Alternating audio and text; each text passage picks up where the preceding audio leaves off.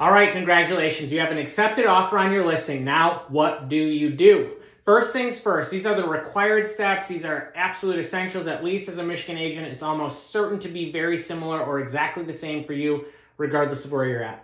You are going to take that fully executed document, okay? The buyer and seller need to sign it. And in my case in Michigan, if there have been any edits, the buyer needs the bottom line or sign again to agree to any changes made or to signify that they understand that their offer has been accepted. You're going to take that fully executed document and you're going to do one of two things. I run a team, the Bass team. I send it to my transaction coordinator, who then sends a kickoff email and includes all parties, okay? Me as the listing agent, buyer's agent, the selected title company or companies, if there is a separate company on each side, and the mortgage broker or banker, plus my TC. And then she asked if there's a TC on the buyer side too. Everybody's in one group. We have one nice email where everybody gets introduced. Everybody knows what everybody's part is. It'll say like Nick Bassinelli, listing agent for seller, or listing agent. Joe Schmo, buyer's agent, so on and so forth. With the attached, all of the listing related documents. One nice kickoff email.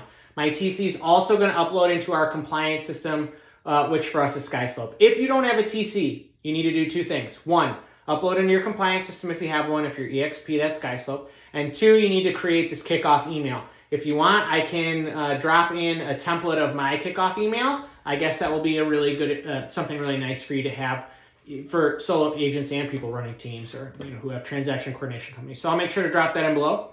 The second thing you need to do, I guess that's first and second. Third thing you need to do is update your CRM as rapidly as possible. Go into your CRM and say, Joe Schmo, move them from, nurture or prospect or client to contract or pending, or like in Follow Up Boss, we add a deal into our deal flow so that we can project future commissions and future sales volume. So go in your CRM and do whatever you need to do. Put them under contract, edit their stage, write whatever notes you need to do, whatever. Just update your CRM as best as possible. Then what you need to do is you just need to make sure you keep everybody involved and updated throughout the entire process. If you have a transaction coordinator, they'll take care of these next things, or they should. If they don't, then you as an individual need to. But things you should do. Your TC or you should remind the sellers to request a final water bill, and that they call their title companies and let them know that service is going to be transferred out of their name effective whatever date, okay? And please don't ask them to shut it off. That can cause a lot of major issues, interruption in service for the new buyer, which can cause so many problems. Just order the final water bill if applicable, and then call the utility companies and tell them it needs to be transferred out of their name because they're selling on X date.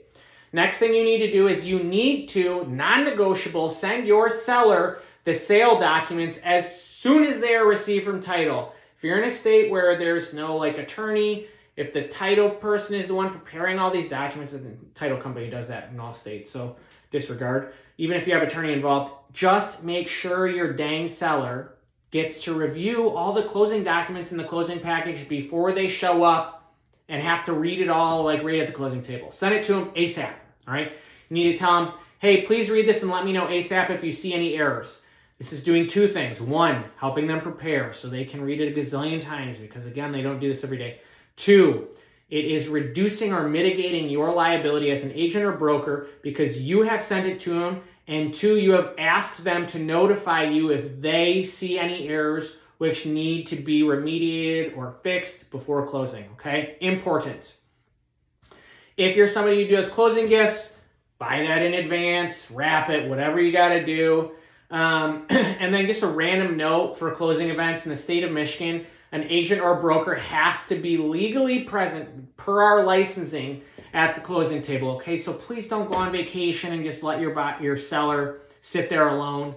It's not okay. It's not great. Even if it was okay with our licensing, you have earned this person's business. And how you handle that the whole way, you will be judged how you handle that the whole way through, okay? So don't just think, oh, I got it done. Now I'm just going to, whatever, chill, go on vacation and let them be, don't do that. If you can't go, that's okay.